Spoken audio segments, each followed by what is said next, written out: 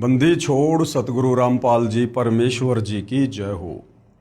परम पिता परमात्मा सारी सृष्टि के रचनहार कुल मालिक असंख्य ब्रह्मांडों के स्वामी जगत गुरु तीनों लोकों में प्रवेश करके सबका धारण पोषण करने वाले राजाधिराज आत्माधार नाथों के नाथ देवों के देव महादेव सर्वेश्वर महेश्वर मृत्युंजय अजरो अमर आदि अनादि सनातनी प्रभु जगत पिता जगदीश्वर श्री श्री 1008 की उपाधि के वास्तविक अधिकारी अकाल मूरत सौद स्वरूपी राम वासुदेव सर्वगतम ब्रह्म परम पूज्य प्रथम पूज्य परम संत परम पुरुष परम धनी परम दयालु सत्य कबीर हक्का कबीर अल्लाहु अकबर अल्लाहु कबीर बाखबर अल्लाह ताला जगत के तारणहार जगत के मुक्तिदाता जगत के जगन्नाथ हारे के सहारे हिंदुओं के राम मुसलमानों के अल्लाह सिखों के वाहिगुरु ईसाइयों के मसीह दया के सागर दयानिधि करुणा के सागर करुणानिधि स्वयंभू परिभू संकट मोचन कष्ट हरण मंगल करण दुख भंजन अविगत कबीर निर्विकार निर्विषम परमात्मा अलय अलेख सतगुरु आदि अनादि सतगुरु असली मर्यादा पुरुषोत्तम असली राम असली कृष्ण असली घनश्याम असली मुरारी राजाओं के राजा महाराजाओं के महाराजा शहंशाहों के शहंशाह सम्राटों के सम्राट भगवानों के भगवान अल्लाहों के अल्लाह प्रभुओं के प्रभु मसीहाओं के मसीह सच्चे वाहिगुरु बाबाओं के बाबा पीरों के पीर सेठों के सेठ जगत सेठ सावड़सा सेठ सर्वगुण संपन्न अनंत कोटि कलाओं के स्वामी अनंत कोटि ब्रह्मांडों के नायक योगियों में महायोगी ध्यानियों में महाध्यानी सिद्धों में परम सिद्ध ज्ञानियों में तत्व ज्ञानी ब्रह्म ज्ञानी महाज्ञानी परम ज्ञानी सर्वश्रेष्ठ ज्ञानी विज्ञानी युवा कबीर समरथ कबीर असमवात अमित ओजा सच्चे रहनुमा करीम अल्लाह सुभान अल्लाह दुनिया के अंतिम पैगंबर 8 सितंबर 1951 से गांव धनाना जिला सोनीपत हरियाणा भारतवर्ष की पावन भूमि पे प्रकट रियल कल की भगवान श्री नारायण साकार हरि श्री बाबा साहेब नूर अनंत परमात्मा सच्चे दरवेश सच्चे बाखबर संत श्रोमणी सतगुरु रामपाल जी परमेश्वर जी के चरण कमल में आप और हम सभी भाई बहनों का अनंत कोटि दंडवत प्रणाम। सत्साई भाई और बहनों, बहुत बड़ी दया बहुत बड़ी मेहर पूज्य गुरुदेव भगवान की परमेश्वर रामपाल जी की, जिनके शुभ आशीर्वाद से विशेष आशीर्वाद से उन्हीं के कर कमल से लिखित पवित्र पुस्तक ज्ञान गंगा के ऊपर वीडियो बनाने की श्रृंखला जारी है। इसी श्रृंखला में आज हमारा ये 11वें नंबर का वीडियो है। अभी तक यदि आपने इस पवित्र पुस्तक ज्ञान गंगा पर बन चुके पहले वाले वीडियो नहीं देखे हैं तो आपने अवश्य देखने चाहिए, क्योंकि किसी भी पुस्तक की भूमिका को पढ़े बिना समझे बिना हम आगे उस पुस्तक के विषय में नहीं जान सकते नहीं समझ सकते। तो भाइयों और बहनों, जो पवित्र पुस्तक ज्ञान गंगा सर्व धर्मों के सर्व पवित्र शास्त्रों से प्रमाणित है, आप और हमें उस पुस्तक को पढ़ने का परमपिता परमेश्वर जी के आशीर्वाद से मौका मिल रहा है और ये मौका हमने चूकना नहीं चाहिए। भाइयों और बहनों, सृष्टि रचना पर वीडियो कंप्लीट हो चुके हैं और सृष्टि रचना को समझे बिना हम किसी भी धर्म की किसी भी पुस्तक को नहीं समझ सकते। सृष्टि रचना अध्यात्म की भक्ति मार्ग की मास्टर की है। तो सृष्टि रचना पर बन चुके 4 वीडियो आप जियों ने अवश्य देखने चाहिए, ताकि आगे का ज्ञान आपको भली भांति समझ में आ सके। तो भाई और बहनों, आज पूज्य गुरुदेव भगवान के आशीर्वाद से ज्ञान गंगा पर हमारा 11वें नंबर का वीडियो है। प्रत्येक वीडियो में मालिक के आशीर्वाद से हमें बहुत कुछ समझ में आ रहा है। हमारी रुचि भक्ति मार्ग में आगे से आगे बढ़ रही है और जब हम इस पवित्र पुस्तक को पूरा पढ़ लेंगे समझ लेंगे तो निश्चित तौर पर आप जी बगैर नाम दीक्षा के रह नहीं पाएंगे।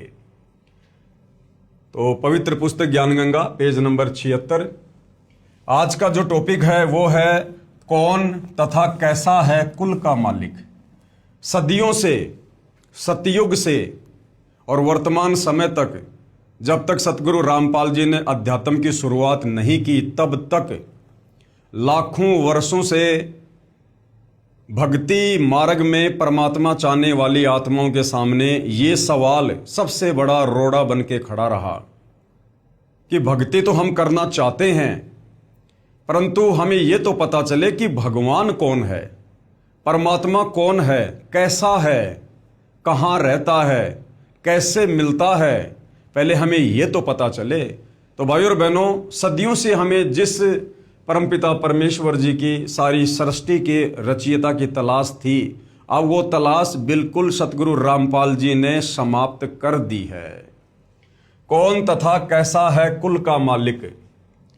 जिन जिन पुण्यात्माओं ने परमात्मा को प्राप्त किया, उन्होंने बताया कि कुल का मालिक एक ही है और वह मानव सदृश यानी इंसानों के जैसा दिखाई देता है। इंसानों के जैसा है, वह मानव सदृश तेजोमय शरीर युक्त है, जिसके एक रोम कूप यानी एक बाल का प्रकाश करोड़ सूर्य तथा करोड़ चंद्रमाओं की रोशनी से भी अधिक है।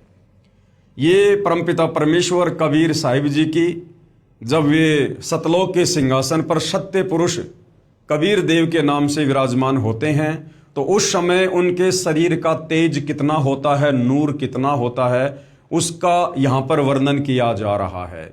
सतलोक में कबीर परमेश्वर जी के एक बाल में इतनी चमक है, करोड़ों सूर्य करोड़ों चंद्रमा मिला दीजिए, उनकी रोशनी से भी कहीं ज्यादा रोशनी उनके एक रोमकूप में है, एक बाल में है, और पूरे शरीर पर 3.5 करोड़ रोमकूप होते हैं।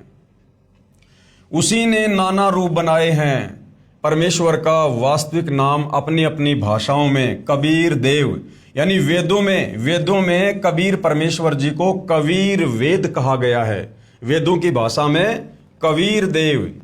तथा हक्का कबीर ये गुरु ग्रंथ साहिब में पेज नंबर 721 पर क्षेत्रीय भाषा में, गुरु ग्रंथ साहिब में कबीर परमेश्वर जी को हक्का कबीर की संज्ञा दी गई है, यानी सत्य कबीर, अविनाशी कबीर।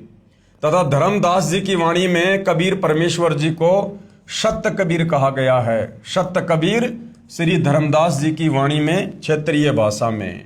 तथा आदरणीय गरीबदास जी की वाणी में कबीर परमात्मा जी को बंदी छोड़ कहा गया है। तथा बंदी छोड़ कबीर संत गरीबदास जी के सदग्रंथ में क्षेत्रीय भाषा में। और मुसलमान भाइयों की कुरान शरीफ में कबीर परमेश्वर जी को कबीरा, कबीरन, खबीरा, खबीरन इन नामों से उपमा दी गई है। तथा कबीरा, कबीरन, खबीरा, खबीरन श्री कुरान शरीफ सूरत फुरकानी नंबर 25 आयत नंबर 19, 21, 52, 58, 59 में क्षेत्रीय अरबी भाषा में उनको कबीरा, कबीरन, खबीरा, खबीरन नामों से उपमा दी गई है। इसी पूर्ण परमात्मा के उपमात्मक नाम अनामी पुरुष, यानी जब ये कबीर परमात्मा अनामी लोक में विराजमान होते हैं तो इनको अनामी पुरुष की संज्ञा दी जाती है। और जब यही कबीर परमात्मा अगम लोक में विराजमान होते हैं तो इनको अगम पुरुष की संज्ञा दी जाती है। और जब ये कबीर परमात्मा अलख लोक में विराजमान होते हैं तो इनको अलग पुरुष की संज्ञा दी जाती है। और जब यही कबीर परमात्मा सतलोक में विराजमान होते हैं तो इनको सत्य पुरुष की उपमा दी जाती है। इसके अलावा अकाल मूर्ति, यानी जिसको कभी काल ना ग्रास करे, जो कभी भी विनाश में नहीं आता, अकाल मूर्ति। शब्द स्वरूपी राम, शब्द स्वरूपी राम का मतलब है जिनका शब्द रूप है। पूर्ण ब्रह्म, यानी सबसे बड़ा भगवान। परम अक्षर ब्रह्म, यानी ब्रह्म से बड़ा, परब्रह्म से बड़ा कौन? परम अक्षर ब्रह्म आदि।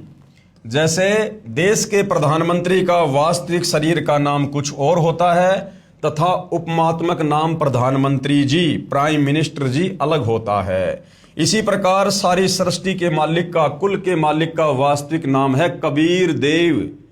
बाकी उनकी उपमात्मक पदवियों के अलग अलग नाम हैं जो आप जियों को दिखाए गए हैं। जैसे भारत देश का प्रधानमंत्री जी अपने पास गृह विभाग रख लेता है, जब वह उस विभाग के दस्तावेजों पर हस्ताक्षर करता है तो वहां गृह मंत्री की भूमिका करता है। तथा अपना पद भी गृह मंत्री लिखता है, हस्ताक्षर वही होते हैं। इसी प्रकार ईश्वरीय सत्ता को समझना है। जिन संतों व ऋषियों को परमात्मा प्राप्ति नहीं हुई, उन्होंने अपना अंतिम अनुभव बताया है कि प्रभु का केवल प्रकाश देखा जा सकता है। प्रभु दिखाई नहीं देता क्योंकि उसका कोई आकार नहीं है तथा शरीर में धुन सुनना आदि प्रभु भक्ति की उपलब्धि है। यानी भाइयों और बहनों, जिन आत्माओं को तत्वदर्शी संत की शरण प्राप्त नहीं हुई, जिनको तत्व ज्ञान सुनने को नहीं मिला, जिनको सृष्टि रचना के विषय में बताने वाला कोई पूर्ण संत महात्मा नहीं मिला, उन आत्माओं ने प्रयास तो बहुत किया परमात्मा की प्राप्ति का, लेकिन वो प्राप्त नहीं कर पाए और काल तक की साधना करते रहे। ओम नाम के जाप को कबीर परमेश्वर जी का नाम जाप मानकर, पूर्ण परमात्मा का नाम जाप मानकर जपते रहे, तप करते रहे। और इस काल ने, क्योंकि सृष्टि रचना इसीलिए बतानी अति आवश्यक थी शुरुआत में, ताकि हम आगे का ज्ञान समझ सकें। क्योंकि ये काल जिसको प्रतिदिन 1 लाख मानव शरीरधारी आत्माओं के, जीवों के सूक्ष्म शरीर से निकली वासना खाने का श्राप कबीर परमेश्वर जी की तरफ से लगा हुआ है, जिस कारण से इसकी मजबूरी हो गई किसी को भी दर्शन ना देने की। और इसने अपनी पत्नी दुर्गा और तीनों पुत्रों ब्रह्मा विष्णु महेश के माध्यम से अपनी पूरी व्यवस्था भोजन की कर रखी है। तो इसने सौगंध खा रखी है कि मैं किसी भी जप से, तप से, ओम नाम के जाप से, किसी भी साधना से, योग से मैं अपने वास्तविक ब्रह्म रूप में दर्शन नहीं दूंगा, काल रूप में दर्शन नहीं दूंगा। जिस कारण से बेचारे ऋषियों ने, मुनियों ने, महात्माओं ने वेदों को पढ़ा और चारों वेदों में इस काल ब्रह्म का ही जाप है। तो उन ऋषि मुनियों ने, महात्माओं ने वेदों से ओम नाम निकालकर पूर्ण परमात्मा का जानकर तप किया और जाप किया। लेकिन भाइयों और बहनों, ये ओम नाम तो इस काल का है, इस ब्रह्म का है, जो ओम नाम के जाप से या अन्य किसी भी विधि से अपने दर्शन भगत को नहीं देता है। और अंत में उन सभी ऋषि मुनियों ने समाज में ये घोषित कर दिया कि भाई परमात्मा निराकार है, उसका केवल प्रकाश देखा जा सकता है। जिस कारण से आज तक कोई ये नहीं जान पाया कि वो एक परमात्मा कौन है, कैसा है, कहाँ रहता है, कैसे मिलता है।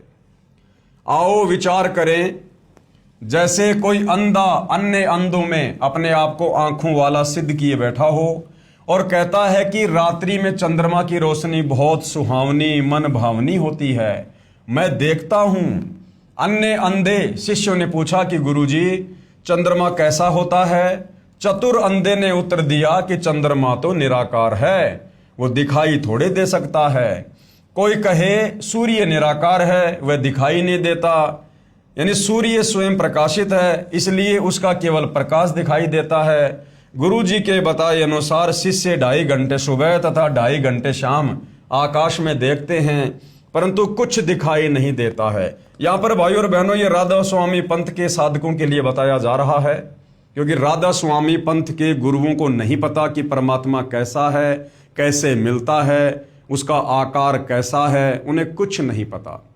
और अपने शिष्यों को कहते हैं कि सुबह शाम 2.5 घंटे आंख कान बंद करके साधना करो, तुम्हें परमात्मा के दर्शन होंगे। तो यहां पर उनके विषय में बताया जा रहा है। गुरु जी के बताए अनुसार शिष्य 2.5 घंटे सुबह तथा 2.5 घंटे शाम आकाश में देखते हैं, परंतु कुछ दिखाई नहीं देता। स्वयं ही विचार विमर्श करते हैं कि गुरु जी तो सही कह रहे हैं, हमारी साधना पूरी 2.5 घंटे सुबह शाम नहीं हो पाती, इसलिए हमें सूर्य तथा चंद्रमा का प्रकाश दिखाई नहीं दे रहा, अर्थात हमें परमात्मा के दर्शन नहीं हो रहे। चतुर गुरु जी की व्याख्या पर आधारित होकर उस चतुर अंधे की ज्ञानहीन व्याख्या के प्रचारक करोड़ों अंधे ज्ञानहीन हो चुके हों, फिर उन्हें आंखों वाला यानी कोई तत्वदर्शी संत बताए कि सूर्य आकार में है भाई और उसी से प्रकाश निकल रहा है, इसी प्रकार चंद्रमा से प्रकाश निकल रहा है। नेत्रहीनों, चंद्रमा के बिना रात्रि में प्रकाश कैसे हो सकता है? यानी जिन साधकों ने, ऋषि मुनियों ने ये कहा कि केवल परमात्मा का प्रकाश देखा जा सकता है, तो परमात्मा ये चंद्रमा का, सूर्य का उदाहरण देकर समझा रहे हैं कि जिस प्रकार सूर्य के बिना सूर्य का प्रकाश नहीं हो सकता, चंद्रमा के बिना चंद्रमा का प्रकाश नहीं हो सकता, इसी प्रकार परमात्मा के बिना, भगवान के बिना उसका प्रकाश भी नहीं हो सकता। यदि प्रकाश है तो वो साकार है, लेकिन तुम्हें दिखाई नहीं दे रहा, यह तुम्हारी भक्ति की कमी है। कोई कहे कि ट्यूबलाइट देखी है, फिर कोई पूछे कि ट्यूब कैसी होती है जिसकी आपने रोशनी देखी है, उत्तर मिले कि ट्यूब तो निराकार है। निराकार होने के कारण दिखाई नहीं देती, केवल प्रकाश देखा जा सकता है। विचार करें, ट्यूब बिना प्रकाश कैसा। यदि कोई कहे कि हीरा स्वयं प्रकाशित होता है, फिर यह भी कहे कि हीरे का केवल प्रकाश देखा जा सकता है, क्योंकि हीरा तो निराकार है, वह दिखाई थोड़े देता है, तो वह व्यक्ति हीरे से परिचित नहीं है, फोकट का जोरी बना बैठा है। जो परमात्मा को निराकार कहते हैं, जो साधक, जो गुरुजन परमात्मा को निराकार कहते हैं कि परमात्मा दिखाई नहीं देता, परमात्मा का कोई आकार नहीं है, और साथ में ये भी कहते हैं तथा केवल प्रकाश देखना तथा धुन सुनना ही प्रभु प्राप्ति मानते हैं, वे पूर्ण रूप से प्रभु तथा भक्ति से अपरिचित हैं।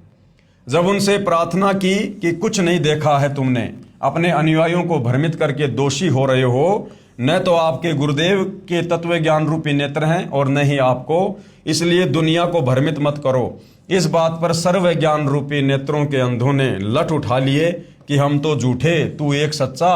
आज वही स्थिति सतगुरु रामपाल जी महाराज के साथ हो रही है। जब सतगुरु रामपाल जी सृष्टि रचना के माध्यम से तत्व ज्ञान के द्वारा धर्म शास्त्रों को दिखा दिखाकर लोगों को समझाते हैं, तो उन नादान धर्मगुरुओं के अज्ञान का रंग ज्यादा चढ़ा होने के कारण सतगुरु रामपाल जी के साथ वाद विवाद करते हैं कि हमारे गुरुजी तो सैकड़ों वर्षों से पंथ चला रहे हैं, हमारे पंथ में तो करोड़ों की संख्या में भगत हैं, और तुम तो अभी अभी भक्ति मार्ग में आए हो, तुम्हें क्या पता परमात्मा के बारे में, तुम क्या जानते हो भक्ति के बारे में। तो भाइयों और बहनों, इस विधि से तो आप कभी जिंदगी में परमात्मा के दर्शन नहीं कर पाओगे।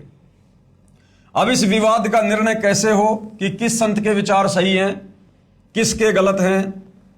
यानी भाई धन धन सतगुरु वाले सही कह रहे हैं, राधा स्वामी पंथ वाले सही कह रहे हैं, जय गुरुदेव वाले सही कह रहे हैं, या निरंकारी पंथ वाले सही कह रहे हैं, या फिर सतगुरु रामपाल जी जो वास्तविक व्याख्या धर्मशास्त्रों से प्रमाणित करके भक्ति और भगवान की बता रहे हैं, या फिर वो सही है।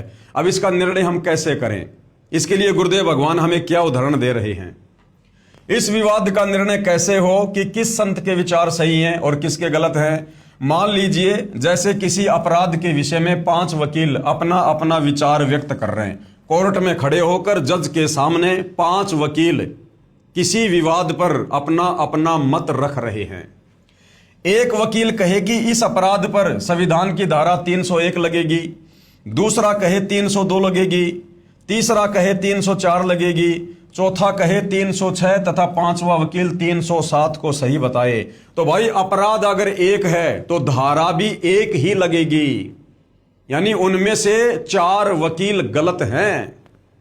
और यदि उन पांचों की व्याख्या संविधान से नहीं मिलती है तो फिर 5 वकील ही गलत हैं। तो अगर मुकदमा एक है और वकील है 5 और अपना अपना मत दे रहे हैं, तो 5 सही नहीं हो सकते हैं अगर उनके मत अलग अलग हैं। तो ये 5 ठीक नहीं हो सकते, केवल एक ही ठीक हो सकता है। यदि उसकी व्याख्या अपने देश के पवित्र संविधान से मिलती है, यदि उसकी व्याख्या भी संविधान के विपरीत है, तो 5 वकील भी गलत हो सकते हैं। इसका निर्णय देश का पवित्र संविधान करेगा जो सर्व को मान्य होता है। इसी प्रकार भिन्न भिन्न विचारधाराओं में तथा साधनाओं में से कौन सी शास्त्र अनुकूल है या कौन सी शास्त्र विरुद्ध है, इसका निर्णय पवित्र सदग्रंथ ही करेंगे जो सर्व को मान्य होने चाहिए। आज भारत देश में दुनिया भर के साधु संत महात्मा आचार्य मंडलेश्वर हैं और सबकी व्याख्या भक्ति और भगवान को लेकर एक दूसरे से मेल नहीं खाती है, भिन्न भिन्न है। कोई कहता है कि ओम नाम का जाप करो, कोई कहता है राधे राधे श्याम मिला दो ये जाप करो, कोई कहता है ओम नमे भागवते वासुदेवाय का जाप करो, कोई कहता है हरे राम जय जय राम सीताराम, कोई अकेला सोहम नाम देता है। हर संत की अपनी अपनी अलग अलग व्याख्या है। अब भाइयों और बहनों, इस प्रकार से तो निर्णय नहीं हो सकता। अब हम कैसे निर्णय करें? परमात्मा चाहने वाली आत्मा इस निर्णय पर कैसे पहुंचे कि कौन संत सही है और किसका भक्ति मार्ग सही है? उसके लिए भाई और बहनों हमने हमारे पवित्र धर्मशास्त्रों को आधार बनाना होगा। जिस प्रकार अपने अपने क्लाइंट को बचाने के लिए दोनों वकील भरकस प्रयास करते हैं और जज दोनों की बातें सुनता है, अंत में जज भारत के संविधान को सामने रखकर कि जो धारा इस पर लगाई गई है उस धारा में क्या सजा है, कितनी सजा है, जो मुकदमा इस पर साबित हो चुका है उसकी क्या सजा है, अंत में उसका निर्णय भारत का संविधान करेगा। इसी प्रकार भाई और बहनों, कौन संत सही है, किसकी भक्ति सही है, किसके मंत्र सही हैं, किसका भक्ति मार्ग सही है, इसका निर्णय हमारे पवित्र धर्मशास्त्र करेंगे, धर्म ग्रंथ करेंगे। और चारों वेद और गीता जी पूरे विश्व के एक नंबर के धर्म ग्रंथ है, अध्यात्म को लेकर, भक्ति को लेकर। तो समझदार व्यक्ति धर्म ग्रंथों से निर्णय करेगा, मिलान करेगा कि जो जो गुरुजन भक्ति और भगवान की व्याख्या कर रहे हैं उनमें से किसकी व्याख्या हमारे सदग्रंथों से मेल खाती है। यही प्रमाण पवित्र श्रीमद् भगवत गीता अध्याय 16 श्लोक नंबर 23 और 24 में है। जिन आंखों वालों यानी पूर्ण संतों ने सूर्य यानी पूर्ण परमात्मा को देखा उनमें से कुछ के नाम हैं। यानी जिन जिन महापुरुषों ने, जिन जिन अच्छी आत्माओं ने कुल के मालिक कबीर परमेश्वर जी के दर्शन किए, परमात्मा जी सतलोक से चलकर साक्षात धरती पर प्रकट होकर उनको मिले, उनको सतलोक लेकर गए, उनको सर्व सृष्टि रचना से परिचित करवाया। उन महापुरुषों में कुछ एक महापुरुष हैं जिनके नाम यहां पर दिए गए हैं। आदरणीय धर्मदास जी, आदरणीय दादू जी, आदरणीय मलुकदास जी, आदरणीय गरीबदास जी, आदरणीय नानक जी, आदरणीय घीसादास जी। और ये सबसे पहले आदरणीय धर्मदास जी, इनके क्या विचार हैं कि परमात्मा कौन है, कैसा है। आदरणीय धर्मदास जी, आदरणीय धर्मदास जी बांधवगढ़ मध्य प्रदेश वाले, जिनको पूर्ण परमात्मा जिंदा महात्मा के रूप में मथुरा में मिले, सतलोक दिखाया। वहां सतलोक में दो रूप दिखाकर जिंदा वाले रूप में पूर्ण परमात्मा वाले सिंहासन पर विराजमान हो गए तथा आदरणीय धर्मदास जी को कहा कि मैं ही काशी बनारस में नीरू नीमा के घर गया हुआ हूं, वहां धानक यानी जुलाहे का कार्य करता हूं। आदरणीय श्री रामानंद जी मेरे गुरु जी हैं, यानी 650 साल पहले कबीर परमेश्वर जी जो सन 1398 में बनारस के काशी में लहरतारा तालाब पर कमल के विकसित फूल पर शिशु रूप में प्रकट हुए और जब वे 5 वर्ष की लीला में आयु में आए तो उन्होंने सर्वप्रथम पंडित रामानंद जी को अपना मुंह बोला गुरु धारण किया। श्री रामानंद जी मेरे गुरु जी हैं, ये कहकर श्री धर्मदास जी की आत्मा को वापस शरीर में भेज दिया। श्री धर्मदास जी का शरीर 2 दिन बेहोश रहा, तीसरे दिन होश आया तो काशी में खोज करने पर पाया कि यही काशी में आया धानक ही पूर्ण परमात्मा सत्य पुरुष है। कि भाई जो काशी में धानक जुलाहे का कार्य कर रहे हैं, कबीर जी जो लीला कर रहे हैं, यही वास्तव में कुल का मालिक है, सारी सृष्टि को रचने वाला है, जो यहां पर लीला कर रहा है। आदरणीय धर्मदास साहिब जी ने पवित्र कबीर सागर, कबीर साखी, कबीर बीजक नामक सदग्रंथों की आंखों देखे तथा पूर्ण परमात्मा के पवित्र मुख कमल से निकले अमृत वचन रूपी विवरण से रचना की अमृतवाणी में प्रमाण।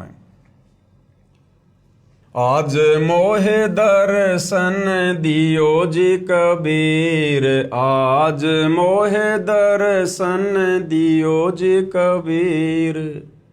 यानी कबीर परमेश्वर जो धर्मदास जी के गुरुजी थे और जब 1518 में परमात्मा अपनी लीला समाप्त करके सह शरीर सतलोक को गए थे, उसके कुछ वर्षों के बाद धर्मदास जी के मन में थोड़ा दोष आ गया था काल प्रेरणा से। तो उस समय धर्मदास जी ने अपने पूज्य गुरुदेव कबीर जी को याद करके उनकी पुकार की, रोने लगे। तो कबीर परमेश्वर जो समर्थ परमात्मा है, कहते हैं गोता मारूं स्वर्ग में जा बैठूं पाताल, गरीब दास ढूंढता फिरूं अपने हीरे मोती लाल। एक क्षण में परमात्मा 16 संकोश की दूरी को तय करके और पृथ्वी पर धर्मदास जी के सामने प्रकट हो गए। धर्मदास जी की खुशी का ठिकाना नहीं। आज मोहे दर्शन दियो जी कबीर, आज मोहे दर्शन दियो जी कबीर। सतलोक से चल कर आए, सतलोक से चल कर आए, काटन यम की जंजीर, आज मोह दर्शन दियो जी कबीर, आज मोहे दर्शन दियो जी कबीर। कि हे कबीर परमात्मा, आप परमात्मा चाहने वाली आत्माओं के शतलोक से चलकर गति करके धरती पर प्रकट होकर अपना तत्व ज्ञान देकर काल की जम वाली जंजीर काटने के लिए आते हो।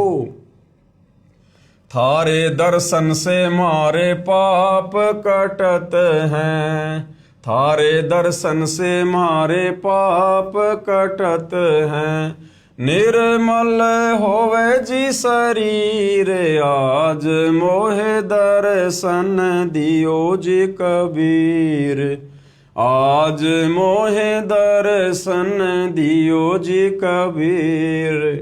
कहते हैं साधु दर्शन राम का मुख पे बसे सुहाग, और दर्शन उन्हीं को होते हैं जिनके पूर्ण भाग। तो धर्मदास जी कहते हैं कि हे कबीर परमात्मा, हे गुरुदेव, आपके दर्शन मात्र से हमारे युगों युगों के पाप कर्मों का नाश होता है और हमारा शरीर, हमारी आत्मा आपके दर्शन से निर्मल हो जाती है। अमृत भोजन मारे सतगुरु जी मैं, अमृत भोजन मारे सतगुरु जी मैं, शब्द दूध की खीर, आज मोहे दर्शन दियो जी कबीर, आज मोहे दर्शन दियो जी कबीर। कहते हैं साधु भूखा भाव का, धन का भूखा नाही, जो कोई धन का भूखा साधु भी नाही। तो कबीर परमात्मा जी अपने भगत के भाव के भूखे हैं। हिंदू के तुम देव कहाए, हिंदू के तुम देव कहाए, मुसलमान के पीर, आज मोहे दर्शन दियो जी कबीर, आज मोहे दर्शन दियो जी कबीर। 650 साल पहले जब कबीर परमेश्वर जी आए थे और 120 वर्ष तक लीला में उम्र में यहाँ पर रहे थे, अपने तत्व ज्ञान का प्रचार किया और 64 लाख उनके शिष्य हुए थे। तो उन 64 लाख शिष्यों में हिंदू और मुसलमान दोनों ही उनके सेवक थे। दोनों दीन का झगड़ा छिड़ गया, दोनों धर्मों का झगड़ा छिड़ गया, टोहे ना पाए शरीर, आज मोहे दर्शन दियो जी कबीर, आज मोहे दर्शन दियो जी कबीर।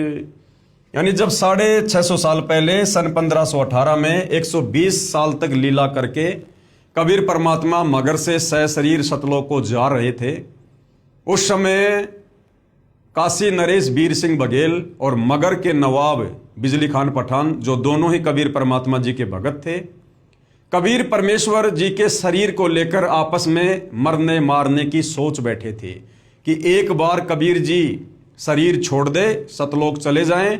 उसके बाद वीर सिंह ने सोचा कि इनके शरीर का अंतिम संस्कार हम मुसलमान रीति से करेंगे, और उधर वीर सिंह बघेल सोच रहा था कि हम इस शरीर का अंतिम संस्कार हिंदू रीति से करेंगे। लेकिन कबीर परमात्मा जी अंतर्यामी थे और उस समय भविष्य वक्ताओं ने भविष्यवाणियां कर रखी थी कि ऐसे ऐसे इस समय पर भयंकर हिंदू मुसलमान झगड़ा होगा और करोड़ों लोग कट कट के मरेंगे।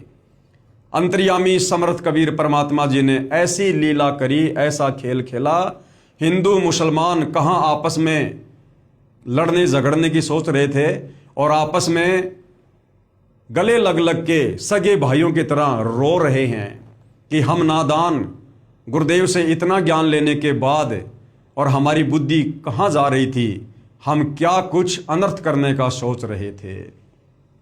तो कबीर परमेश्वर जी ने कहा था कि भाई मेरा शरीर तुमको नहीं मिलेगा, लेकिन उनको यकीन नहीं हो रहा था कि शरीर कहां जाएगा। तो कबीर परमेश्वर जी ने कहा कि मेरे शरीर की जगह तुम्हें जो भी वस्तु मिले भाई उसको आधा आधा बांट लेना, लड़ना झगड़ना मत।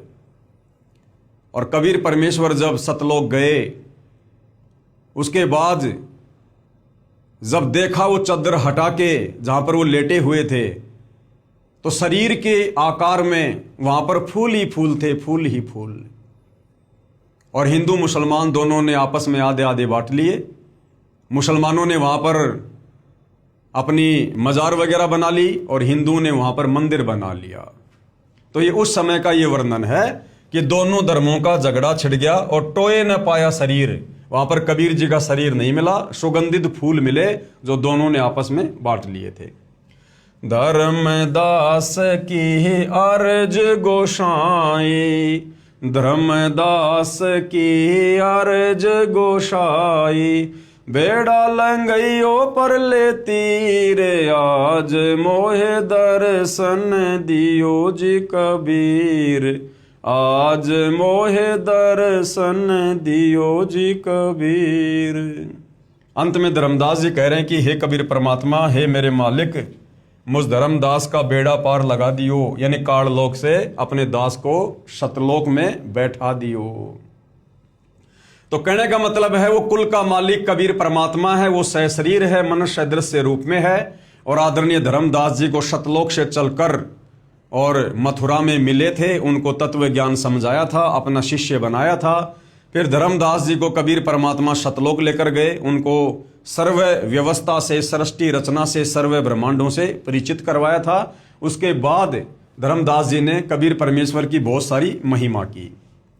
उसके बाद भाइयों और बहनों, आदरणीय दादू जी अमृतवाणी में प्रमाण, कबीर परमेश्वर के साक्षी, जिस प्रकार आदरणीय धर्मदास जी को कबीर परमात्मा जिंदा बाबा के रूप में मथुरा में मिले थे सतलोक से चलकर, उसी प्रकार आदरणीय दादू जी को भी कबीर परमात्मा सतलोक से चलकर गति करके धरती पर प्रकट होकर जिंदा बाबा के रूप में मिले थे।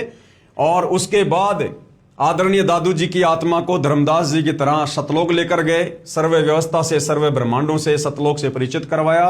और फिर दादू जी ने किस प्रकार अटूट महिमा अपने गुरुदेव कबीर परमेश्वर जी की अपनी वाणियों के माध्यम से की।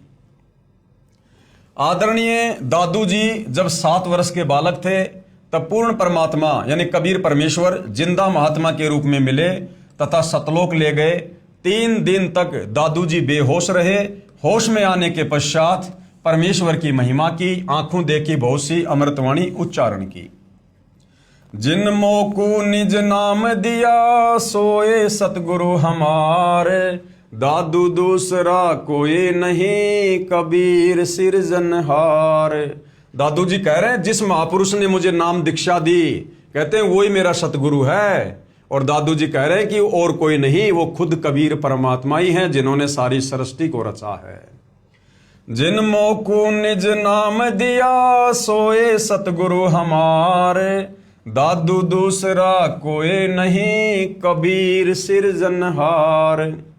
दादू नाम कबीर की जय कोई लेवे ओट, उनको कबूला गए नहीं काल बजर की चोट। दादू जी कबीर परमेश्वर जी की महिमा से परिचित होने के बाद अपने अमृतवाणी में कह रहे हैं कि यदि कोई कबीर परमेश्वर जी का नाम ले लेता है, उनकी शरण में आ जाता है, जब वे तत्वदर्शी संत के रूप में आते हैं, जय कोई लेवे ओट, ओट यानी उनसे नाम दीक्षा लेकर जब कोई उनकी शरण में आ जाता है, कहते हैं उसके बाद उनको कबूल लागे नहीं काल बजर की चोट। इस काल का षड्यंत्र, इस काल का जाल, इस काल की चोट उस भगत के ऊपर फिर नहीं लगती है, इस काल की पार नहीं बसाती है। दादू नाम कबीर का सुनकर कापे काल, नाम भरोसे जो नर चले होवे नबा का बाल। दादू जी कह रहे हैं जब कोई एक बार तत्वदर्शी संत रूप में आए हुए कबीर परमेश्वर जी का नाम ले लेता है तो कहते हैं फिर वो काल भी कांपता है उस भगत से, क्योंकि उसके पास कबीर जी का नाम होता है। जैसे वर्तमान में सतगुरु रामपाल जी की शरण में आने के बाद यदि कोई मर्यादा में रहकर भक्ति करता है तो काल उस भगत के निकट नहीं आ सकता। नाम भरोसे जो नर चले, जो भगत मर्यादा में रहकर नाम का सुमरण करता है, कहते हैं फिर उसका होए न बाका बाड़, काल उसका फिर कुछ नहीं बिगाड़ सकता। जो जो शरण कबीर के तर गए अनंत अपार, दादू गुण के ता कहे कहत न आवे पार। दादू जी कह रहे हैं मैं उस कबीर परमेश्वर की क्या महिमा करूं, उनकी शरण में आने के बाद तो अनंत आत्माएं काल के जाल से निकलकर सतलोक चली गई। कबीर करता आप है दूजा ना कोई, दादू पूर्ण जगत को भक्ति दृढ़ावे सोए। दादू जी कह रहे कि कबीर परमात्मा के अलावा कोई करता यानी कोई भगवान नहीं है, कोई करतार नहीं है। और पूरे संसार को, पूरे जगत को यदि कोई सतभक्ति देता है तो कबीर परमात्मा ही देता है। ठेका पूरा होवे जब सब कोई तजे शरीर, दादू काल गंजे नहीं जपे जो नाम कबीर। क्या कह रहे हैं दादू जी कि ठेका पूरा होवे जब, यानी जब ये शरीर छूटने का समय आ जाता है तो कहते हैं हर किसी को ये चोला छोड़ना पड़ता है, लेकिन जिसके पास में कबीर परमात्मा जी का नाम होता है, जो तत्वदर्शी संत की शरण में होता है, कहते हैं फिर उसको काल हाथ नहीं लगाता।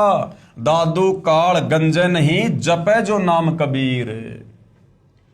आदमी की आयु घटे तब यम घेरे आए, सुमरण किया कबीर का दादू लिया बचाए। कहते जब इंसान की सांसें पूरी हो जाती हैं, शरीर छूटने का समय आ जाता है और यम के दूत उसे चारों ओर से घेर लेते हैं, लेकिन यदि किसी के पास में कबीर परमेश्वर जी का नाम है, मंत्र है, तो कहते हैं फिर उसके एक सुमरण से वो काल के दूत दूर दूर जाकर गिरते हैं, दूर दूर जाकर उस भगत के निकट भी नहीं आ सकते। कबीर परमात्मा शब्द रूप में उस भगत के साथ में रहता है और अपने भगत को परमात्मा यमदूतों से बचाता है। मेट दिया अपराध सब आए मिले छन माहे, दादू संग ले चले कबीर चरण की छां।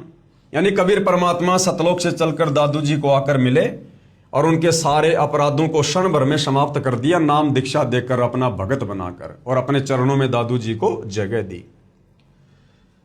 सेवक देव निज चरण का दादू अपना जान, भृंगी सत्य कबीर ने कीन्या आप समान। यानी वो कबीर परमात्मा अपने भगत को अपना मंत्र देकर मर्यादाओं में रखकर भक्ति करवाकर उसे अपना जैसा ही बना लेता है सतलोक के लिए। दादू अंतर्गत सदा छिन छिन सुमरण ध्यान, वारु नाम कबीर पर पल पल मेरा प्राण। यानी कबीर परमेश्वर जी ने मुझे ऐसी भक्ति दे दी है, मोक्ष वाली, मोक्षदायक, कि मैं पल पल अपना सर्वस्व तन मन धन अपने कबीर परमात्मा, अपने गुरुदेव भगवान पर न्योछावर करता हूं। सुन सुन साख कबीर की काल नवावे माथ, धन धन हो तीनों लोक में दादू जोड़े हाथ।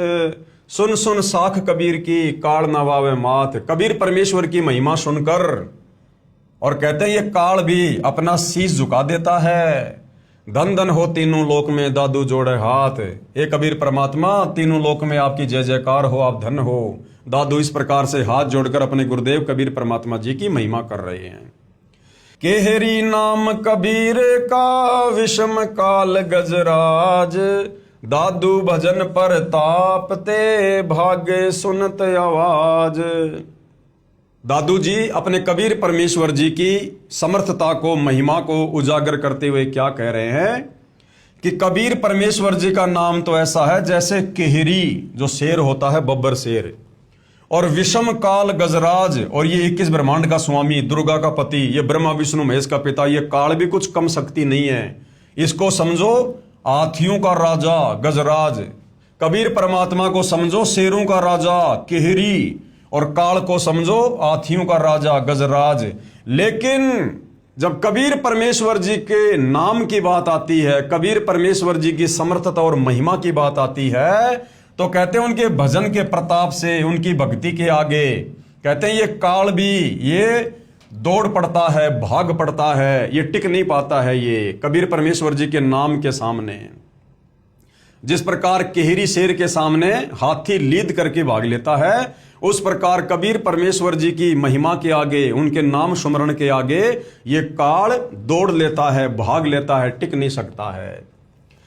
पल एक नाम कबीर का दादू मन चितलाए, हस्ती के असवार को स्वान काल नहीं खाए। आगे और क्या महिमा की है दादू जी ने कबीर परमेश्वर जी की, कुल के मालिक की, कि पल एक नाम कबीर का, यदि मर्यादा में रहकर एक पल भी कबीर परमेश्वर जी का नाम जाप कर लिया जाए हैं, तो कहते हैं जैसे हस्ती के असवार को, हाथी पर बैठे व्यक्ति को जिस प्रकार से काल कोई हानि नहीं कर सकता, उसी प्रकार कबीर परमेश्वर जी के उपासक साधक को ये काल किसी प्रकार से कोई चोट नहीं पहुंचा सकता है। जिस प्रकार हाथी पर बैठे व्यक्ति को कुत्ता किसी भी प्रकार से नुकसान नहीं पहुंचा सकता है, उसी प्रकार कबीर परमेश्वर के भगत को जब वे तत्वदर्शी संत के रूप में धरती पर आते हैं, जैसे वर्तमान में सतगुरु रामपाल जी के नाम से आए हुए हैं, कहते हैं उनके उपासक को, सच्चे उपासक को, मर्यादित भगत को ये काल किसी भी प्रकार से चोट या हानि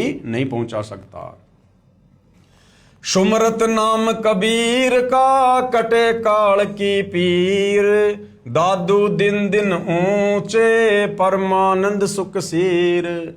सुमरत नाम कबीर का कटे काल की पीर, यानी इस काल का बंधन कट जाता है, लक 84 योनि से भगत छूट जाता है, जन्म मरण की पीड़ा से दूर हो जाता है। जो कबीर परमेश्वर जी का नाम जब वे तत्वदर्शी संत के रूप में आते हैं, उनसे लेकर जो मर्यादा में रहकर सुमरण करता है, और कहते हैं दिन दिन हर दिन वो भक्ति मार्ग में आगे ही बढ़ता चला जाता है। दादू नाम कबीर की जो कोई लेवे ओट, तिनको कबूला गए नहीं काल बजर की चोट। और संत सब कूप हैं केते झरीता नीर, दादू अगम अपार है दरिया सत्य कबीर। यानी अध्यात्म में, भक्ति मार्ग में कबीर परमेश्वर जी का क्या रोल है।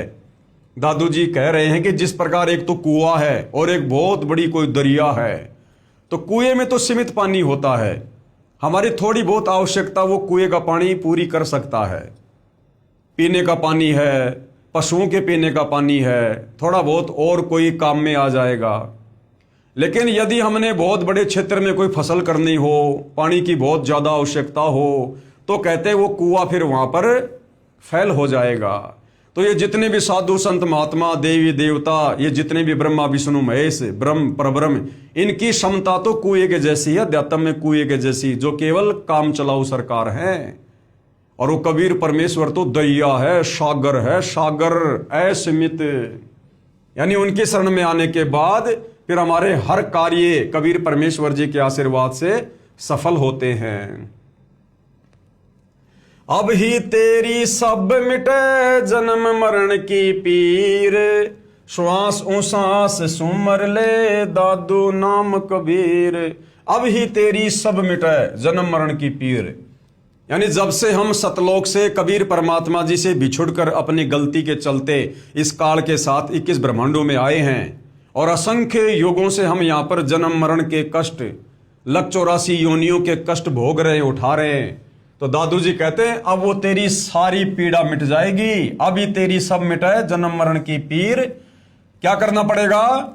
जब कबीर भगवान तत्वदर्शी संत के रूप में आते हैं, उस समय उनसे वो श्वास वाला सतनाम का जाप ले ले और उसका सुमरण कर, तेरी सारी पीड़ा इसी जन्म में समाप्त हो जाएगी। तो भाई वर्तमान में इस पूरी धरती पर एकमात्र तत्वदर्शी संत सतगुरु रामपाल जी हैं, और वो श्वास का नाम केवल सतगुरु रामपाल जी के पास है, और इन्हीं से उपदेश लेने से वो नाम अपना कार्य करेगा, भगत की जन्म मरण की पीड़ को काटेगा। कोई सरगुण में रीझ रहा कोई निर्गुण ठहराए, दादू गति कबीर की मोते कही ना जाए। जिन मोको निज नाम दिया सोए सतगुरु हमारे। दादू दूसरा कोई नहीं वो कबीर सिरजनहार। सारी सृष्टि का सृजनहार वो कबीर परमात्मा ही है।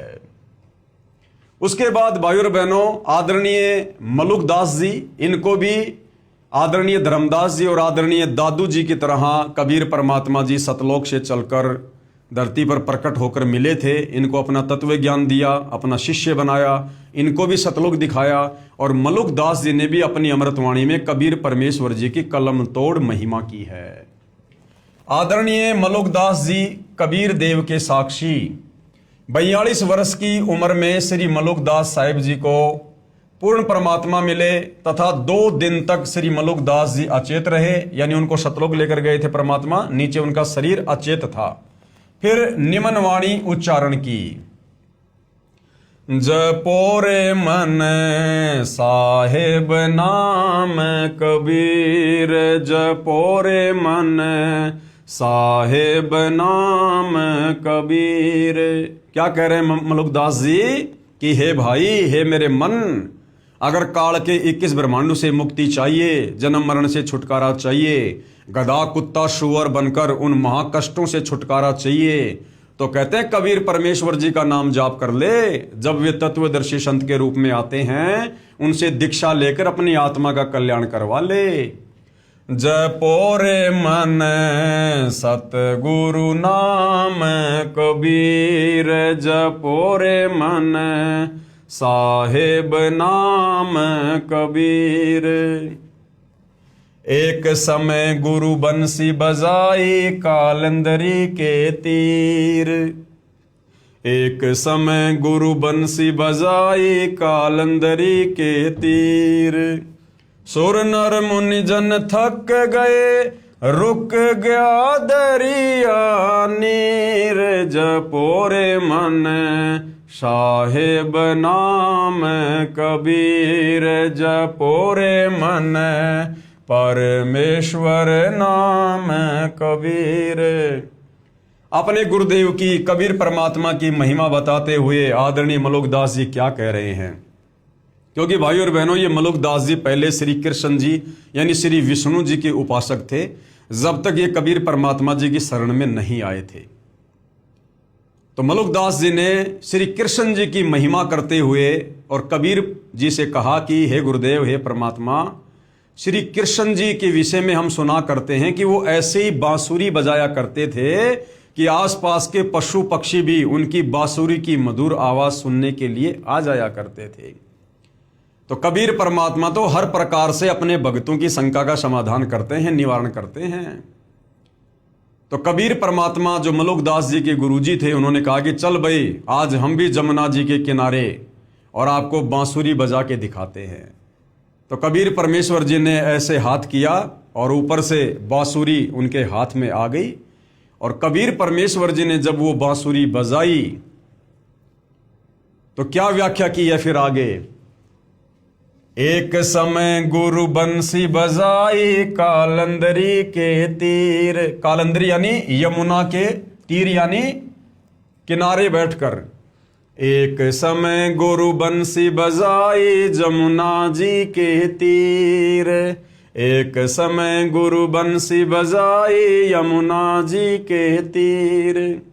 सुर नर मुनि जन थकत भये वो, रुक गया दरिया नीर, जपो रे मन सतगुरु नाम कबीर, जपो रे मन साहेब नाम कबीर। तो मलुकदास जी ने क्या देखा? जब कबीर परमेश्वर जी ने बांसुरी बजाई तो ऐसी मनमोहिनी आवाज, धुन, कहते हैं वो पशु पक्षी तो छोड़ो, सूर्य यानी देवता, ऊपर के लोगों से देवता भी आकर बैठ गए वहां पर, इतने मंत्र मुग्ध हो गए।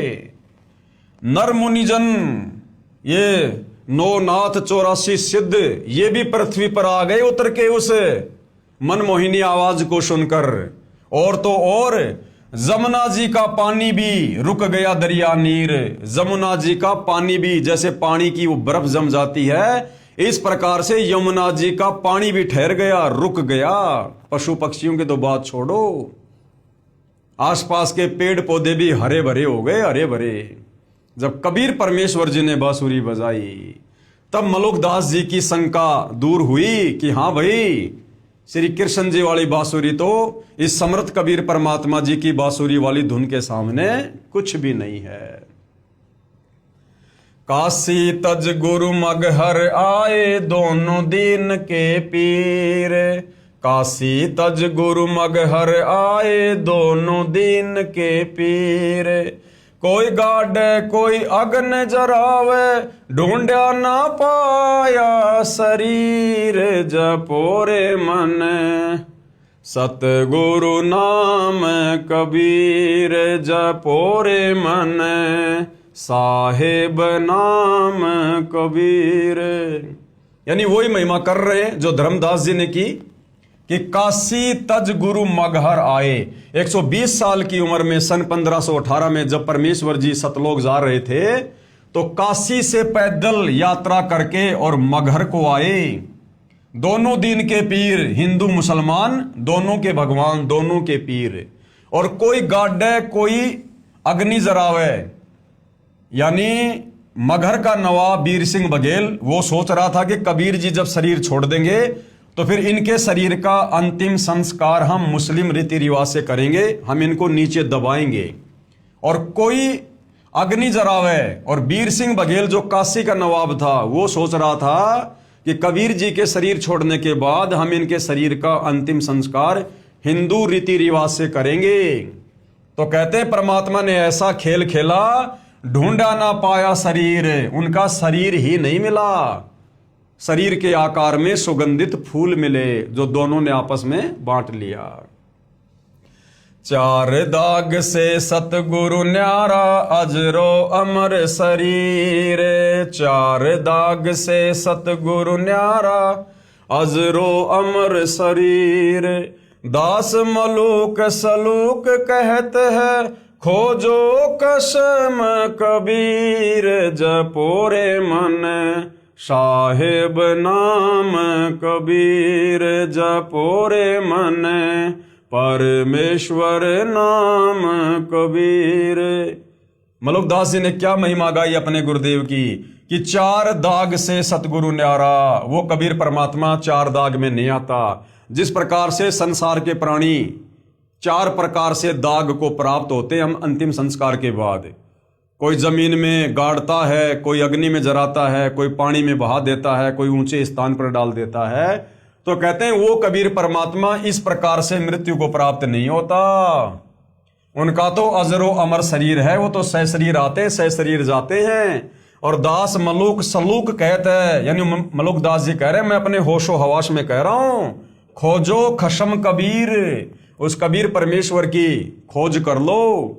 जब वे तत्वदर्शी संत के रूप में आते हैं उनसे उपदेश ले लो और अपनी आत्मा का कल्याण करवा लो, काललोक से बाहर निकल लो। इसी प्रकार भाइयों और बहनों, वो कुल का मालिक कौन है, कैसा है, कहां रहता है, कैसे मिलता है, क्या उसकी महिमा है।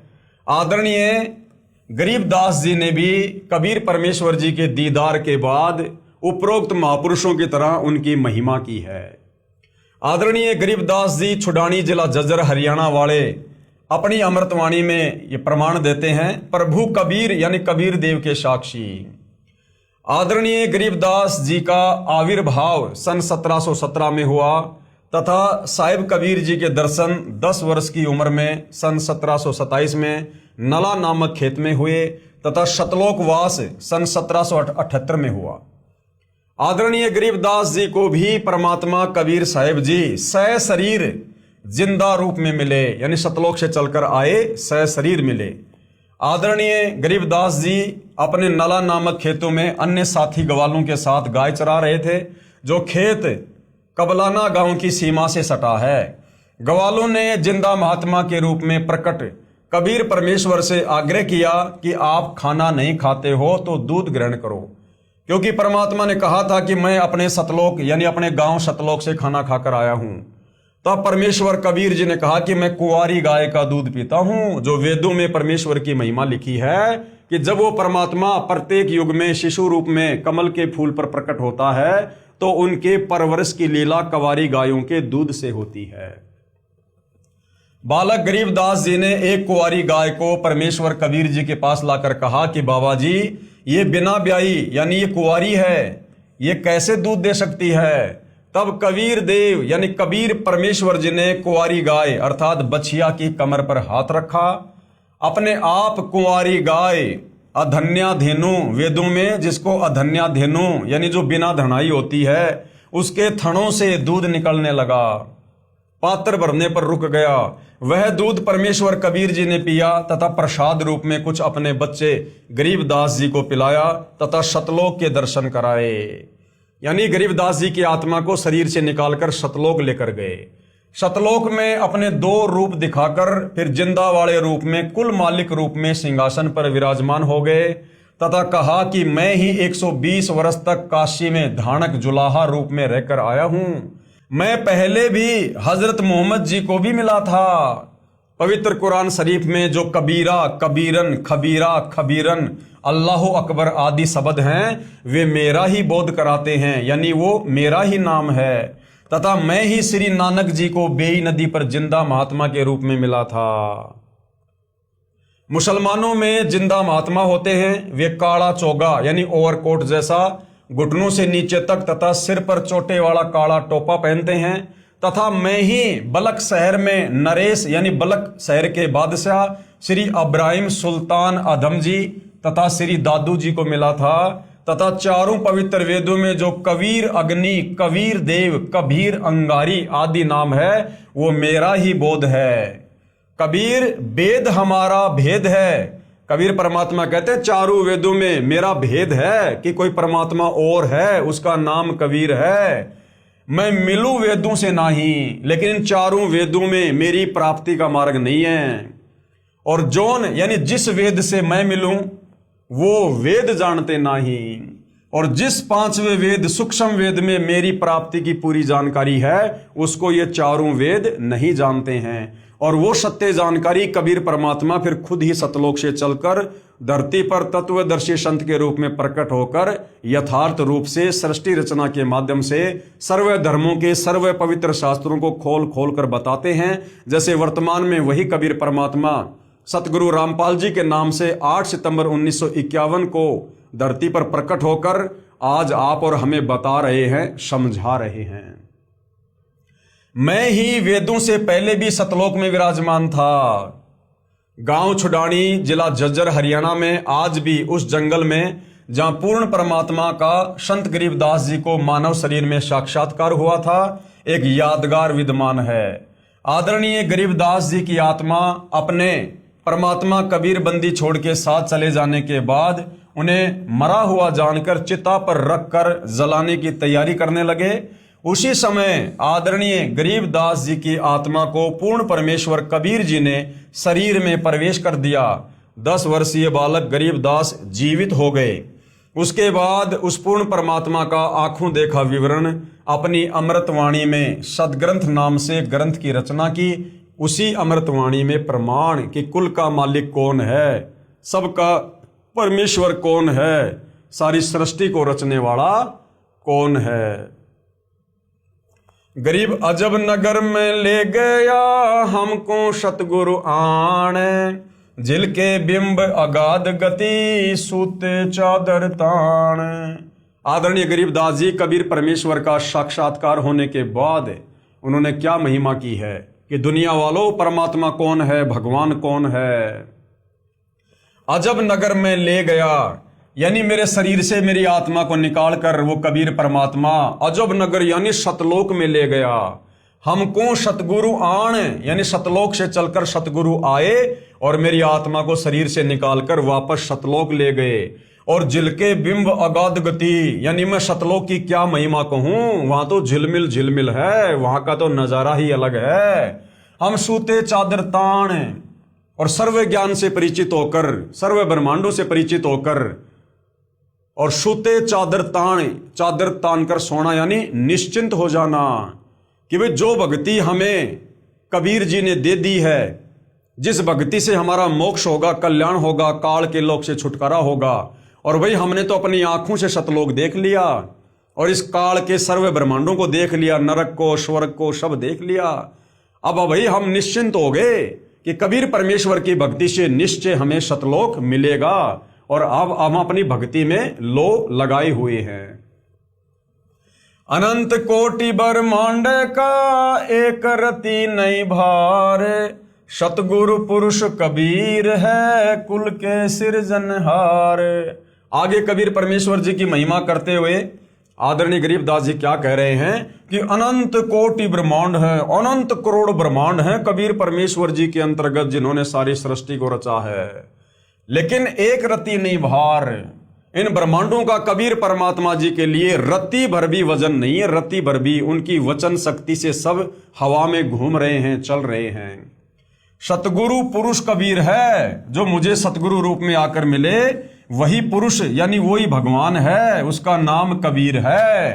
कुल के सर्जनहार, कुल यानी सारी सृष्टि के सर्जनहार यही कबीर परमात्मा है। गैबी ख्याल विशाल सतगुरु अचल दिगंबर थीर है, भक्ति हेत आने काया धर आए, अविगत सत कबीर है। कि वो कबीर परमात्मा जिनकी क्या महिमा कहूं, जो सतलोक में हैं, विराजमान हैं, वहां रहते हैं, अजरो अमर शरीर है। कहते हैं वो आप और हमें भक्ति देने के लिए अपनी तेज पुंज वाली देह को हल्का करके और यहां पर हमें भक्ति प्रदान करने के लिए आते हैं। भक्ति हेत काया धर आए, अविगत सत्य कबीर। हरदम खोज हनोज हाजिर, त्रिवेणी के तीर है, दास गरीब तबीब सतगुरु बंदी छोड़ कबीर हैं। यानी आत्मा का एकमात्र वैद्य, आत्मा का एकमात्र डॉक्टर ये बंदी छोड़ कबीर परमात्मा जी हैं, जो काल के बंधनों से छुड़वाएंगे, जन्म मरण के रोग से छुड़वाएंगे। हम सुल्तानी नानक तारे दादू को उपदेश दिया, जात जुलाहा भेद न पाया, काशी माहे कबीर हुआ। गरीब सब पदवी के मूल हैं, सकल सिद्धि हैं तीर, दास गरीब सतपुरुष भजो, अविगत कला कबीर। यानी कबीर परमेश्वर जी के बराबर सिद्धि युक्त इस सृष्टि में अन्य कोई नहीं है और एकमात्र उन्हीं की भक्ति करनी चाहिए। जिंदा जोगी जगत गुरु, मालिक मुर्शद पीर, दहु दिन झगड़ा मंडा, पाया नहीं शरीर।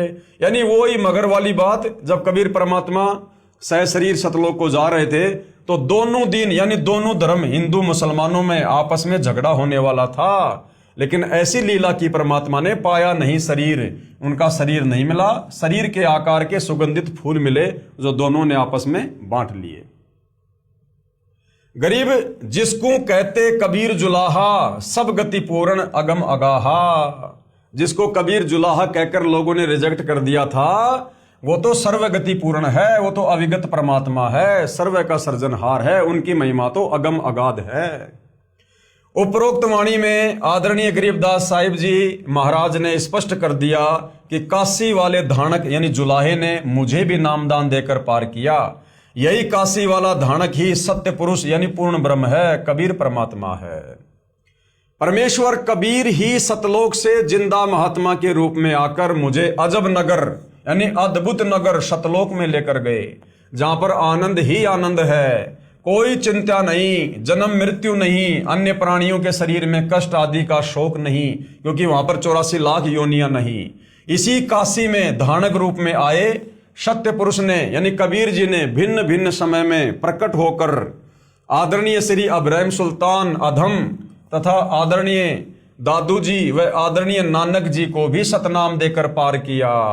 वही कबीर देव जिसके एक रोमकूप में यानी एक बाल में करोड़ों सूर्य जैसा प्रकाश है तथा मानव सदृश शरीर है, अति तेजोमय अपने वास्तविक शरीर के ऊपर हल्के तेजपुंज का चोला यानी भद्रा वस्त्रा अर्थात तेजपुंज का शरीर डालकर हमें मृतलोक मनुष्य लोक में पृथ्वी लोक में आकर मिलते हैं, क्योंकि उस परमेश्वर के वास्तविक स्वरूप के प्रकाश को चरम दृष्टि सहन नहीं कर सकती।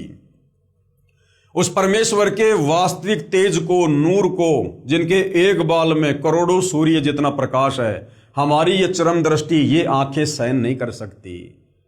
भाई और बहनों, गर्मी के समय में, दोपहर के समय में ये जो सूर्य होता है, हम इसकी तरफ भी 5 सेकंड लगातार बड़ी मुश्किल से देख पाते हैं।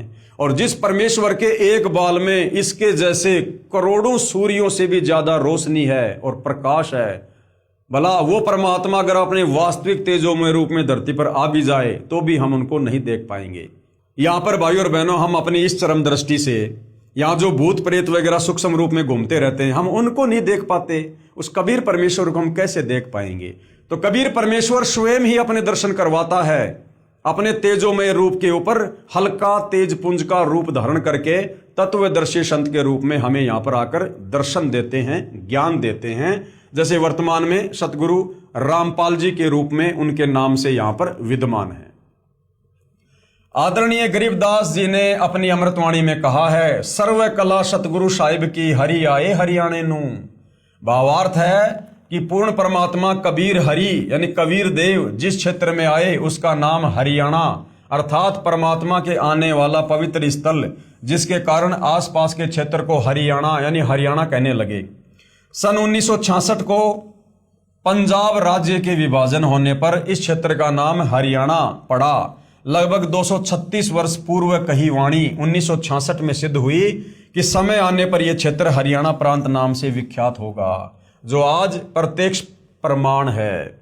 यानी गरीबदास जी ने आज से 236 साल पहले अपनी अमृतवाणी में कहा था कि उत्तर दक्षिण पूर्व पश्चिम क्यों फिरदा दाने दाने नू, और सर्व कला सतगुरु साहिब की हरि आए हरियाणे नू, कि मुझे कबीर परमात्मा हरियाणा में आके मिले, गांव छुडानी में आके मिले। उस समय तक तो हरियाणा प्रांत नाम भी नहीं था, लेकिन अमृतवाणी भाई और बहनों महापुरुष की थी, इसलिए समय आने पर सिद्ध होनी थी। सन 1966 में पंजाब से अलग होकर हरियाणा प्रांत अलग बना, और वो वाणी 236 साल बाद फिर सत्य साबित हुई, जो आज प्रत्यक्ष प्रमाण है। इसलिए गुरु ग्रंथ साहिब पेज नंबर 721 पर अपनी अमृतवाणी महिला 1 में श्री नानक जी ने कहा है कि हक्का कबीर करीम तू बे परवरदिगार, नानक बोगोयद जनु तूरा तेरे चाकरा पखाक। हक्का कबीर सिख धर्म के प्रवर्तक आदरणीय नानक जी ने भी अपनी अमृतवाणी में कबीर परमेश्वर के होने का प्रमाण दिया है कि वो हक्का कबीर, वो सत्य कबीर, वो अविनाशी कबीर ही दयालु है, बेऐब परवरदिगार, वो निर्विकार परमात्मा है। इसी का प्रमाण गुरु ग्रंथ साहिब के राग सीरी महिला 1 पेज नंबर 24 पर शब्द नंबर 29 में है। एक सुवान दुई सुवानी नाल, बलके बोकई सदा बियाल, कुड़ छुरा मूठा मुर्दहार, धानक रूप रहा करतार। यानी वो कबीर परमात्मा काशी में धानक रूप में आए, जुलाहे की भूमिका की। मैं पति की पंदी न करनी की कार, ऊ बिगड़े रूप रहे बिकराल, तेरा एक नाम तारे संसार में एहो आस एहो आधार। मुख निंदा आख्या दिन रात, पर घर जो ही नीच मनाती, काम क्रोध तन वशय चंडाल, धानक रूप रहा करतार, धानक रूप रहा करतार। फाई सुरत मलुकी वेश, उठ अगवाड़ा ठग्गी देश, खरा सियाणा बहुता भार, धानक रूप रहा करतार, धानक रूप रहा करतार। यानी वो सारी सृष्टि का करतार भगवान वो काशी में धानक रूप में आया। मैं कित्ता न जाता हराम खोर, ऊंकियां मुंह देसा दुष्ट चोर, नानक नीच कहे विचार, और धानक रूप का रहा करतार, धानक रूप रहा करतार। यानी कबीर परमात्मा ही कुल का मालिक है, सारी सृष्टि का सर्जनहार है, जो 650 साल पहले 120 साल जुलाहे की भूमिका करके, धानक की भूमिका करके और सह शरीर सतलोक चले गए। ये तमाम महापुरुष जो आज विश्व विख्यात हैं, ये सब उस परमेश्वर के होने का, सह शरीर होने का, समर्थ होने का अपनी अमृतवाणियों में ये प्रमाण दे रहे हैं। तो आज आप और हमें भी किसी प्रकार का कोई संशय नहीं होना चाहिए कि सारी सृष्टि का सृजनहार, कुल का मालिक कबीर भगवान है। वो शतलोक में रहता है, मानव सदृश्य है, और उसी की भक्ति जब वे तत्वदर्शी संत के रूप में आते हैं तो उन्हीं की शरण प्राप्त करके हम काल के जाल से, जन्म मरण के चक्कर से, लक 84 योनियों की पीड़ा से, तपतशिला के कष्ट से बाहर निकलकर शतलोक जा सकते हैं। गुरु ग्रंथ साहिब राग असवारी महिला 1 के कुछ अंश। साहिब मेरा एक को है, यानी परमात्मा भाई केवल एक ही है, एक को है भाई एक को है। आपे रूप करे बहुबाती, वो खुद ही अपने बहुत सारे भिन्न भिन्न रूप बनाकर आत्माओं को ज्ञान समझाता है। नानक बपूड़ा एवं कहे, जो तिन किया सो सचू थिया, अमृत नाम सतगुरु दिया। पूरे गुरु ते गति मति पाई, बूढ़त जगू देखिया तऊ डरी भागे। सतगुरु राखे से बड़ भागे, नानक गुरु की चरणों लागे। मैं गुरु पूछिया अपना साचा बिचारी राम। Page number 439 Guru Granth Sahib. उपरोक्त अमृतवाणी में श्री नानक जी स्वयं स्वीकार कर रहे हैं कि साहिब यानी प्रभु यानी भगवान एक ही है, तथा उनका यानी श्री नानक जी का कोई मनुष्य रूप में वक्त गुरु भी था, जिसके विषय में कहा है कि पूरे गुरु से तत्व ज्ञान प्राप्त हुआ, तथा मेरे गुरुजी ने मुझे अमृत नाम यानी अमर मंत्र अर्थात पूर्ण मोक्ष करने वाला उपदेश नाम मंत्र दिया। वही मेरा गुरु नाना रूप धारण कर लेता है, अर्थात वही सत्य पुरुष है, वही जिंदा रूप बना लेता है, वही धानक रूप में भी काशी नगर में विराजमान होकर आम व्यक्ति अर्थात भगत की भूमिका कर रहा है। क्योंकि नानक जी कबीर जी के समकालीन थे, इसलिए नानक जी कह रहे हैं कि वो कबीर परमात्मा भिन्न भिन्न रूप धारण करके, और 650 साल पहले यानी नानक जी के समय में नानक जी कह रहे हैं कि वो वर्तमान में काशी में, बनारस में एक भगत की भूमिका भी कर रहा है।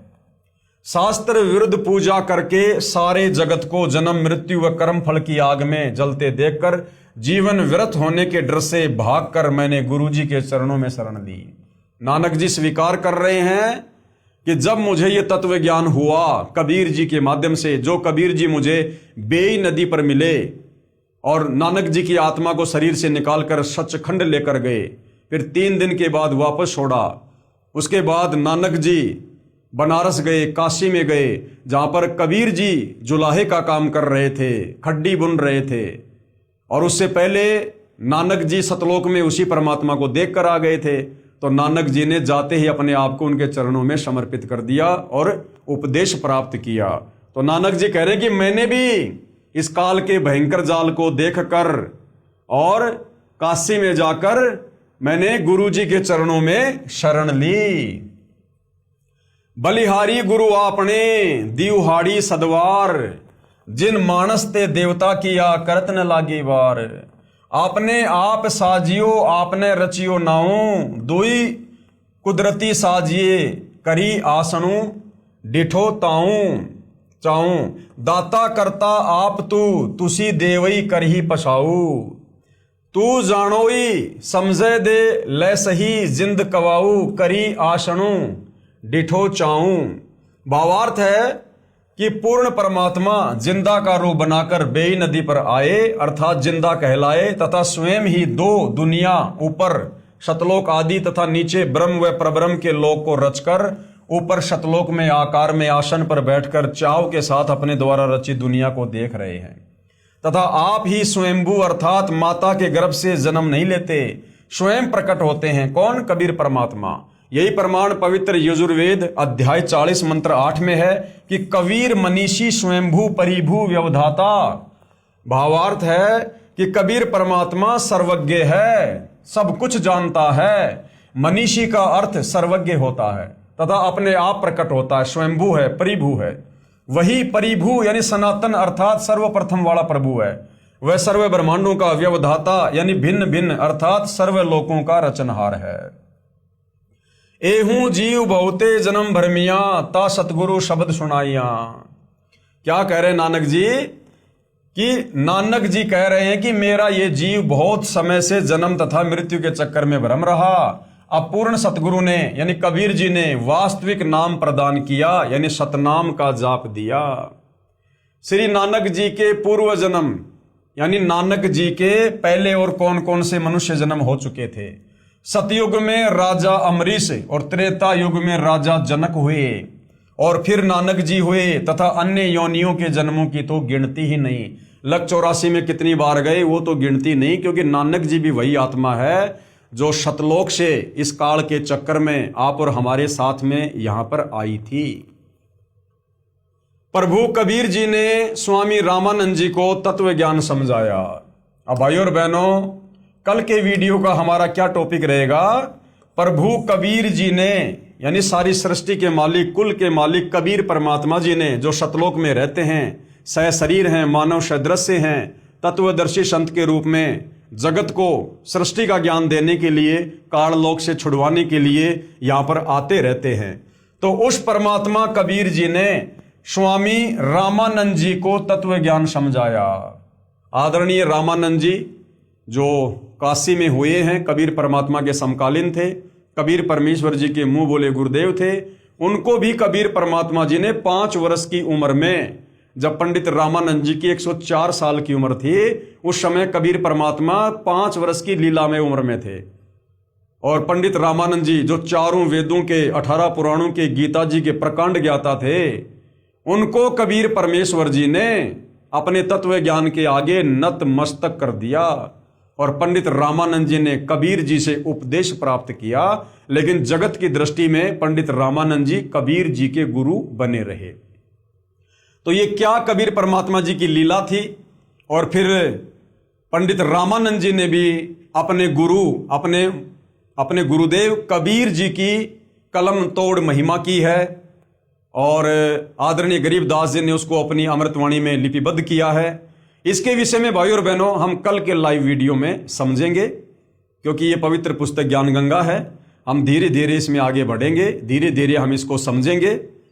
और जो कबीर परमेश्वर सतगुरु रामपाल जी हमें समझाना चाहते हैं अध्यात्म के विषय में, हम उसको जानेंगे, समझेंगे और सतगुरुदेव भगवान से उपदेश प्राप्त करके अपनी आत्मा का कल्याण जो है करवाएंगे। तो भाइयों और बहनों, इतने सारे महापुरुष जिनको कबीर परमात्मा, कबीर देव शतलोक से चलकर गति करके क्षण भर में इस पृथ्वी पर प्रकट होकर जो इन महापुरुषों को मिले, इनको ज्ञान समझाया, इनको शतलोक का दर्शन करवाया, ताकि आज आप और हम आत्माओं को इनके द्वारा लिखे इन ग्रंथों को पढ़कर, इनकी अमृतवाणियों को पढ़कर हमें विश्वास हो कि वास्तव में वो कुल का मालिक, सारी सृष्टि का सृजनहार कौन है।